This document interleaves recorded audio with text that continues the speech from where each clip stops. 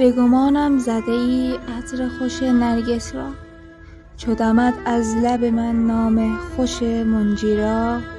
عطر نرگس پر کند حال پر از شورم را، تا تو آیی ز لبم هست جانم، پس کی عنقاب تو را مییابم.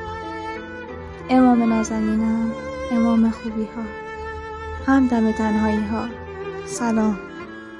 پاهایم از خستگی قفل شد و نیامدی، چشمانم به در خشک ماند و نیامدی، لبهایم از ذکر الاجل لبریز ماند و نیامدی.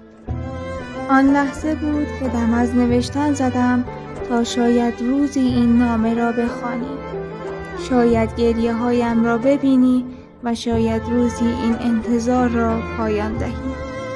میدانی این انتظارها طاقت ایوب میخواهد و صبر زینب، آرامش مادر و قدرت پدر. با همین حال و احوال خودم را میان شلوغی خیابان‌ها یافتم. در میان همه این شلوغی‌ها تو از چشم من غایب شدی. با خود گفتم آری، دیدن شما لیاقت میخواهد که من ندارم. ولی مگه بدا دل ندارن که سر به من نمیزنی؟ از آن خیابان زمزمه کنان گذشتم. اللهم عجل ولیک الفرج.